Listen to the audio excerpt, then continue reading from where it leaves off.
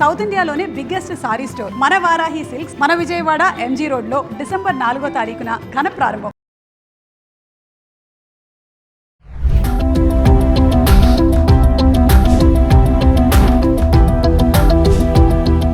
నమస్తే, welcome back to Suman TV. Present మనతో పాటు ఉన్నారు అనలిస్ట్ మందరి కృష్ణారెడ్డి గారు. నమస్తే సార్. నమస్తే అమ్మ. సార్, ఇప్పుడు సిమ్ కార్డ్ గురించి మాట్లాడుకుంటే చాలా మంది ఏంటంటే సిమ్ కార్డులు దుర్వినియోగం చేసుకుంటూ ఉంటారు. అంటే ఒక సిమ్ కార్డ్ వాడేసి అది అయిపోయింది కదా దాన్ని పడేసి ఇంకొక సిమ్ కార్డ్ వాడుతూ ఉంటారు. కానీ ఆ నెంబర్ ఏదైతే ఉంటుందో ఆ నెంబర్ మాత్రం అలానే ఉంటుంది. అంటే దాన్ని వేరేగా వాళ్ళు యూజ్ చేసుకునే ఛాన్సెస్ ఉంటాయా?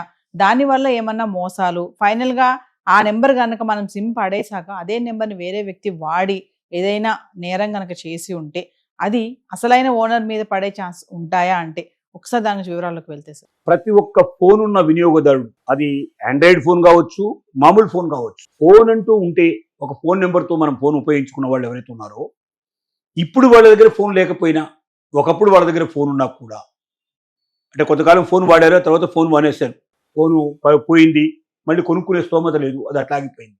అంటే మీ పేరు మీద ఏదైనా ఒక నెంబర్ క్రియేట్ అయ్యి, మీ ఆధార్ కార్డు మీ వివరాలతోటి ఒక నెంబర్ క్రియేట్ అయ్యి, ఆ నెంబర్ని మీరు ఇప్పుడు వాడుతున్నా వాడకపోయినా, ఆ నెంబర్ ఇంకెవరైనా వాడుతున్నా, లేకపోతే వాడకుండా ఆ నెంబర్ని మీరు వదిలేసినా, దాన్ని పూర్తిగా డీయాక్టివేట్ చేయకుండా, అంటే పర్టికులర్గా ఒక యాప్లోకి వెళ్ళి మీరు దాన్ని పూర్తిగా డీయాక్టివేట్ చేయాలి. లేదా ఆ కంపెనీని మీరు దర్శించి ఆ కంపెనీ దగ్గర ఒక అప్లికేషన్ పెట్టేసి ఈ పేరు మీద ఉన్న సిమ్ కార్డులు మొత్తం తొలగించండి అని రిక్వెస్ట్ అయినా చేసి దాన్ని పూర్తిగా తొలగింపజేసుకుంటే తప్ప 3 ఏళ్ల జైలు శిక్ష, అంతకు మించిన పెనాల్టీలు మీకు పడేటువంటి అవకాశాలు ప్రతి ఒక్క ఫోన్ ఉన్న కస్టమర్కి ఖచ్చితంగా వర్తించే విధంగా సెంట్రల్ గవర్నమెంట్ ఇప్పుడు చట్టాన్ని రూపొందించింది. అంటే సార్, మనం సిమ్ కార్డ్ పడేస్తున్నాం కదా, మళ్ళీ డీయాక్టివేట్ చేసుకోవాలా? మీరు సిమ్ కార్డు పడేశారు కానీ మీ పేరు మీద ఫోన్ ఉంది, ఆ నెంబర్ కూడా ఉపయోగించి ఆ నెంబర్ ద్వారా సైబర్ క్రైమ్ చేస్తాడు, ఆ నెంబర్ ద్వారా సైబర్ క్రైమ్ చేస్తాడు. ఆ సైబర్ క్రైమ్కి బాధ్యులు ఎవరవుతారు? మీ పేరు మీద ఉంది కదా, మీరు దాన్ని డీయాక్టివేట్ చేయలేదు కదా. ఎప్పటిదాకైతే మీరు డీయాక్టివేట్ చేయరు, ఆ నెంబర్ నాకు అక్కర్లేదు, ఆ నెంబర్ తొలగించండి అని మీరు ఇచ్చి మీ ఆధార్ కార్డులోంచి ఆ నెంబర్ తీసేయాలి. ప్రతి సిమ్ కార్డు వివరాలు మీ ఆధార్ కార్డులో ఉంటాయి, ప్రతి సిమ్ కార్డు మీ ఆధార్ కార్డులో ఉంటుంది. మీరు ఎన్ని కార్డులు అయితే తీసుకున్నారు ఇప్పటిదాకా, ఎన్ని సిమ్ కార్డు తీసుకున్నారో, ఎన్ని ఫోన్ నెంబర్లు తీసుకున్నారు, ఎన్ని కంపెనీలు తీసుకున్నారు, దానికి సంబంధించినటువంటి అన్ని వివరాలు మీ ఆధార్ కార్డులో ఉంటాయి. ఆధార్ మీకు బయటకు కనబడదు కార్డులో, కానీ దానికి సంబంధించిన డీటెయిల్ కొడితే ఆటోమేటిక్గా దాని విషయాలన్నీ బయటకు వస్తాయి. అంటే అది మీదే అనేది నిర్ధారణగా తెలిసిపోతుంది. మీ ఫోన్ నెంబర్ అయినప్పుడు మీ ఫోన్ నెంబర్ మీద ఏదైనా జరగకూడని జరిగితే, సైబర్ క్రైమ్ జరిగితే మీరే బాధ్యులు అవుతారు. అది నాకు తెలియదు, నేను ఎవరికో ఇచ్చాను, ఎప్పుడు డీయాక్టివేట్, నేను ఎప్పుడు వదిలేశాను, దాన్ని వాడటం లేదంటే, వాడకపోయినా మీ పేరు మీద ఉన్నది కాబట్టి ఎవరో దాన్ని ఉపయోగించుకొని తప్పుడు పనులు చేసినా ఖచ్చితంగా అది మీకే వర్తిస్తుంది. చాలా ప్రమాదకరమైన పరిస్థితి రాబోతుంది. అలాగే ఒక వ్యక్తికి 9 సిమ్ కార్డుల కన్నా ఎక్కువ ఉండడానికి వీల్లేదు. ఒకవేళ బిజినెస్ చేస్తున్నాడు, తను ఇంటి దగ్గర బిజినెస్కు అన్నిటి కలిపి మొత్తం టోటల్గా అతను 9 సిమ్ కార్డులు అతని పేరు మీద ఉంటే ఓకే, 9 సిమ్ కార్డుల కన్నా ఎక్కువ ఉంటే కూడా అది నేరంగా పరిగణించబడుతుంది. ఇలాంటి ఒక చట్టం మనకు ఇప్పుడు ప్రత్యేకంగా వచ్చింది. ఈ చట్టాన్ని అమలు చేస్తున్నారు.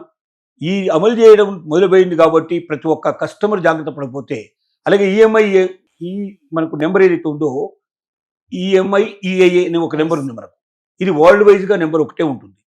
ఈ నెంబర్లు కూడా ఏమవుతుందంటే, మీ నెంబర్ మారిపోయి మీకు, అంటే మీరు సెకండ్ హ్యాండ్ ఫోన్ తీసుకుంటే దాంట్లో ఆ నెంబర్ మార్చేయచ్చు వాళ్ళు. అలా నెంబర్ మారినా కూడా నాకేం తెలియదండి, నేను సెకండ్ హ్యాండ్ ఫోన్ కొనుక్కున్నాను, దీంట్లో ఉందో లేదో నాకు తెలియదంటే కూడా దాని పేరు మీద ఏదైనా జరిగినా, ఆ నెంబర్ పేరు మీద ఏదైనా క్రైమ్ జరిగినా అది మీకే వర్తిస్తుంది. అంటే ఈ ఫోన్ నెంబర్కే ఆ వరల్డ్ నెంబర్ ఏదైతే ఉందో ఆ నెంబర్ ఇస్తారు. అది ప్రపంచవ్యాప్తంగా ఒకటే నెంబర్ ఉంటుంది. అది ఆ నెంబరు మనకు కరెక్ట్గా మన దగ్గర నెంబర్ ఎవడో తీసేసుకొని దీనికి వేరే ఇంకేదో నెంబర్ పెట్టేసి అలాగే దాన్ని ట్యాంపరింగ్ చేసినట్టయితే కూడా ఆ బాధ్యత మీకే అవుతుంది. కాబట్టి ఇలాంటివన్నీ జాగ్రత్త తెలుసుకోవాలి. ఊరికే ఫోన్ ఉంది కదా, ఫోన్ వాడుకుంటున్నా, నాకేం తెలుసు ఇవన్నీ, నేను అమాయకులే అంటే మీరు అమాయకులైనా ఖచ్చితంగా దానికి బాధ్యత మీరే వహిస్తారు. దీన్ని ఏం చేయాలి, మీరు ఎలా తీసేయాలి? ఇప్పటిదాకా మనకు ఇలాగా వాడకుండా వదిలేసిన నెంబర్లు, క్రైమ్ జరుగుతున్నటువంటి నెంబర్లని జరిగే అవకాశం ఉన్నామని 10 లక్షల నెంబర్లు ఇప్పటిదాకా సెంట్రల్ గవర్నమెంట్ బ్యాన్ చేసింది. అంటే సైబర్ క్రైమ్ జరుగుతున్న వాటిని పట్టుకుంది, వాడకుండా వదిలేసిన నెంబర్ల ద్వారా జరిగే స్కామ్స్, క్రైమ్, అట్లా క్రైమ్ జరుగుతున్న, సైబర్ క్రైమ్ జరుగుతున్న నెంబర్లు 10 లక్షల దాకా ఇప్పటిదాకా బ్యాన్ చేసింది. 10 లక్షలు అంటే దాదాపుగా 10 లక్షలు ఇప్పటిదాకా పట్టుకోగలిగింది. ఏది సైబర్ క్రైమ్ జరిగింది కాబట్టి.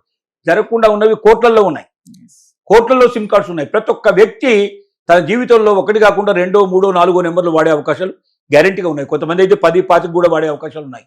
ఎందుకంటే ఏ కంపెనీ ఎప్పుడు తగ్గిస్తుందో, రేట్లు తగ్గిస్తుందో, ఎప్పుడు చాలా సులభంగా మనకు అవకాశాలు కల్పిస్తుందో మనకు తెలియదు. కాగానే ఏం చేస్తాము, ఆ కంపెనీని వదిలేసి ఇంకో కంపెనీకి వెళ్తాం. వాస్తవంగా అదే నెంబర్ ఈ కంపెనీలో కూడా మనం తీసుకోవడానికి అవకాశాలు ఉన్నాయి. కానీ అంత ఓపిక లేక ఏం చేస్తారంటే దాన్ని పక్కన పడేసేసి ఈ నెంబర్ తీసేసుకొని కొత్త నెంబర్ తీసుకొని ముందుకు వెళ్ళిపోతారు. ఇలాగ సిమ్ కార్డు తీసి అవతల పడేస్తారు. సిమ్ కార్డు తీసేసాను కదా, ఇంకా నెంబర్తో నాకేం సంబంధం అని చాలామంది ఎగురుతూ ఉంటారు. అలాగే కొంతమంది ఫ్రెండ్స్కి ఇచ్చేస్తారు, రిలేటివ్స్కి ఇచ్చేస్తారు, దాన్ని మర్చిపోతారు. ఎక్కడ ఏది జరిగినా మన పేరు మీద ఉన్న సిమ్ కార్డుకు బాధ్యత మనదే, శిక్షలు మనవే, పెనాల్టీలు మనవే. తద్వారా మన జీవితంలో అనుకోకుండా పెద్ద ఘోరమైనటువంటి సమస్యల్లో చిక్కుకుంటాం. ఈ సమస్యల నుంచి ఎవ్వరు మనల్ని బయటికి తీసుకురాలేరు. కాబట్టి ప్రతి ఒక్క వ్యక్తి జాగ్రత్త పడి మీరు ఏం చేయాలి అంటే, సంచార్ సాథి అనేటువంటి ఒక యాప్ ఉంది. ఈ యాప్ని మీరు మామూలుగా యాప్ స్టేషన్కి వెళ్ళి మీరు లోపలికి వెళ్ళి దాన్ని తీసుకుని, లేదా ఆన్లైన్లో సంచార్ సాథి అని కొట్టంగానే మీకు యాప్ వస్తుంది. యాప్లోకి వెళ్ళిపోయి మీ ప్రజెంట్ ఫోన్ నెంబర్ మీ పేరు మీద ఉన్నది ఏదైతే ఉందో దాన్ని దాంట్లో ఎంటర్ చేయండి. చేయగానే మీకు ఓటీపీ వస్తుంది. ఓటీపీ రాగానే మీరు ఏం చేస్తారు, ఓటీపీని దాంట్లో ఎంటర్ చేస్తే మీ పేరు మీద ఎన్ని సిమ్స్ ఉన్నాయి, ఎన్ని ఫోన్ నెంబర్లు ఉన్నాయి వరుసగా కనబడుతుంది. ప్రజెంట్గా మీ దగ్గర ఉన్నవి మీరు ఉపయోగిస్తున్నవి తప్ప మిగిలిన వాటన్నిటిని మీరు డీయాక్టివేట్ చేసేస్తే అక్కడే ఉంటుంది అవకాశం కూడా. నాకు అక్కర్లేదు అనే విషయాన్ని డీయాక్టివేట్ చేసే అవకాశం ఉంది. వాటన్నిటి మీరు డీయాక్టివేట్ చేసి పడేస్తారనుకోండి, మీకు ఏ రకమైన సమస్య లేకుండా మీరు జాగ్రత్తగా బతికి బట్టగట్టే అవకాశం ఉంది. ఈ పని మీరు చెయ్యకపోతే ఏ క్షణంలోనైనా మీరు అరెస్ట్ అయిపోయి మీరు వెళ్ళిపోతారు జైలుకి అనేటువంటి విషయం మీరు గ్రహించుకోవాలి.